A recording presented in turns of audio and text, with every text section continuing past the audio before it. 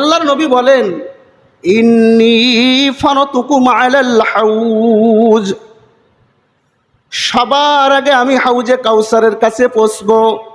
হাউজে কাউসারের কাছে পৌঁছানোর পর আমার সামনে দিয়ে যত মানুষ যাবে সবাই হাউজে কাউসারের পানি পান করবে। বলেন সুবহানাল্লাহ। সবাই হাউজে কাউসারের পানি পান করবে।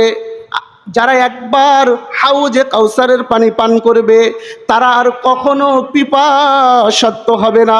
আল্লাহর নবী বলেন, এবার আল্লাহর নবী কি বলে দেখেন, নিঃসন্দেহে আমার সামনে এমন একদল মানুষ আসবে, এমন কম আমার সামনে উপস্থিত হয়ে যাবে, ওই কওমের মানুষগুলা আমাকে চিনবেন আর আমিও তাদেরকে চিনে থাকবো। আমি তাদেরকে পানি দেওয়ার জন্য, হাউজে কাউসারের পানি দেওয়ার জন্য রেডি হব। আল্লাহ তাআলা ওই ব্যক্তির মাঝে আর আমার মাঝে পর্দা ফেলে দিবেন, তাদের মাঝে আর আমার মাঝে আড়াল করে দিবেন। কেন? ওই ব্যক্তিরা দুনিয়াতে তাদের মন গড়া আমল করেছিল তাই।